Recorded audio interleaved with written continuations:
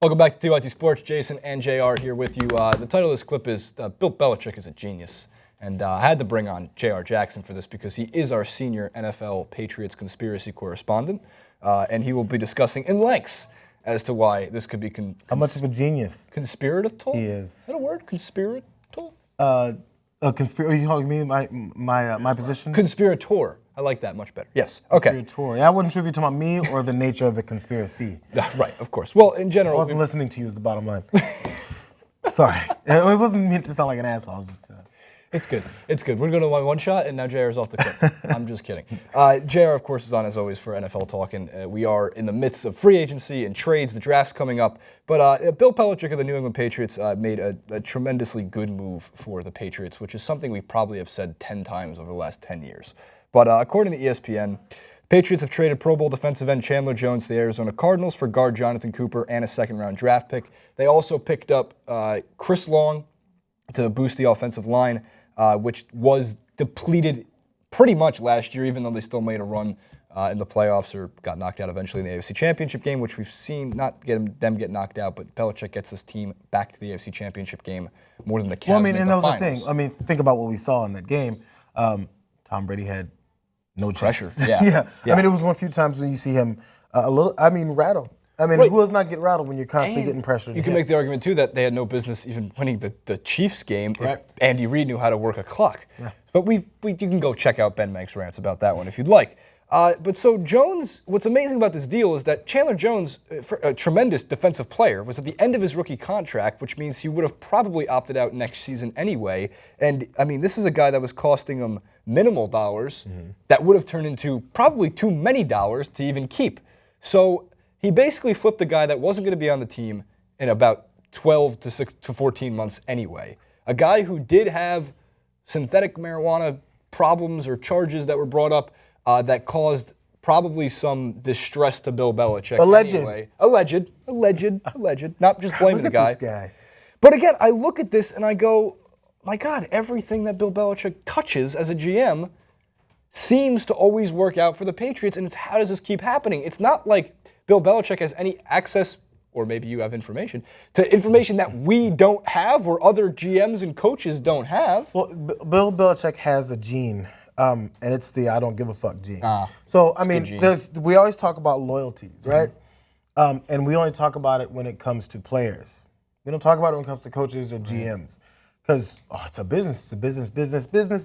When a guy gets traded overnight, maybe this happens in other sports. For some reason, Kendrick Perkins just always comes to mind because he's the one who said he was crying when he found out that he was sent from Boston. And so he was very upset because those are some of his best friends, some of the groomsmen at his wedding. So when it happens to those guys and they find out the next day in the hotel room on a 3-game road trip, if they're actually not going to the game that night, they're actually going back home and then shipping off and going somewhere else, and they're trying to figure out what school their kids are going to go to or if they're going to stay in their first city. All these things that are life-changing, we'll go, nature of the business. It's the business.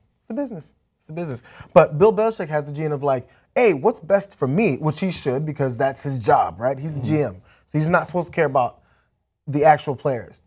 The other side is he's in a position where he has these chess pieces and he's thinking, well, who cares? This guy did all this for me. I got all this out of him for the minimal amount, as you point out. I'm about to pay him too much, or too much in my mind. I'll let someone else pay him all that money. Hopefully I've worn him down enough and I don't need him anymore. No one thinks about it on those terms from the player's point of view. You have to think about it from the GM's point of view. So it's a genius, but it's also it's a bit of heartlessness. Right. It's so much Gordon Gekko from Wall Street. I make everyone the Gordon Gekko. But like greed is good. And for him, it's like it's strictly business and lunches for pussies, like dinners for closers. And that's what Bill Belichick is in it for. And look, Chandler Jones is a really great defensive end. And it could have been worse for Chandler Jones. He could have gone to like the Jaguars, but he went to the Cardinals.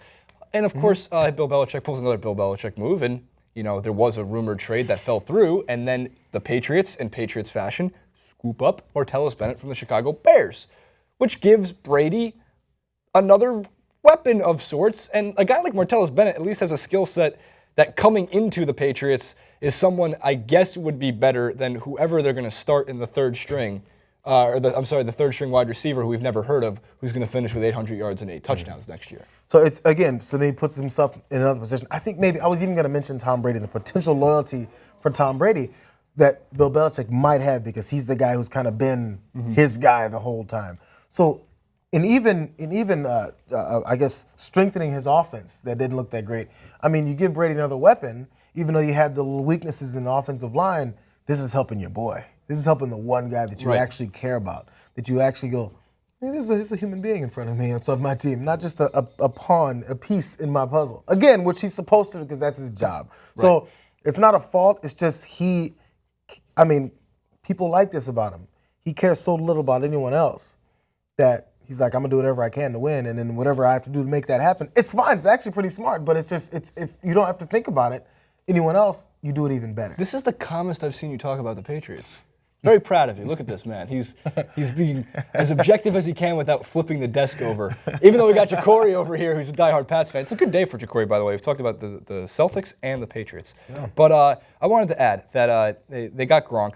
They have Bennett, which means if they double cover Gronk, then they now have the same size target running in the opposite direction, which is dangerous. And if they'd like to make a trade, because only Bill Belichick could, talk to Burt Reynolds for the longest yard team and grab Aaron Hernandez, and we get the 3 tight ends set. And then you're talking about some dangerous players. And he even, I don't know if you've mentioned the specifics, but even talked Chris Long into signing for a year. Right, okay. Just a year. Right. I don't know, man. Okay, so once you get to free agency, I don't know what kind of injury history Chris Long may have or potential. A lot of times we may not know what kind of things are nagging a player. Maybe he doesn't think he can get much more from Long's point of view.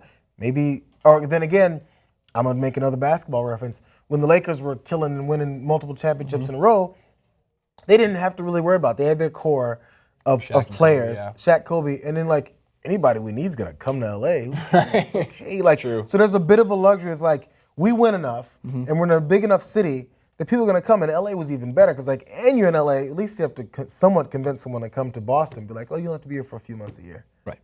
Yeah. Well, there you have it. Bill Belichick, regardless where you stand on him, is one of the best GMs in the business. And he's also one of the only guys that, comparing it back to basketball, Doc Rivers is a GM and a coach.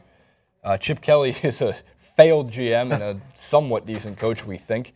But Bill Belichick can handle that. And you really have to not give a flying F to be able to do both those at the same time. So we'll stop praising Bill Belichick. We'll see how it works out. Maybe Martellus Bennett's terrible. Maybe he's great. Same with the other guys and Long and the offensive line and everything with that. We'll put up a chart here for you guys on the best and worst signings according to ESPN in the Bill Belichick era. Includes the likes of Corey Dillon, Randy Moss, Albert Hainsworth on the worst signing side of things. So make sure we'll take you out with those. Comment below with your thoughts about the Patriots' movements in the offseason so far. At JR Jackson on the Twitter, at JasonRubin91 on the Twitter. Follow JR on Instagram as well. He's got some great videos going up on the weekends. And at TYT Sports, we'll see you next time.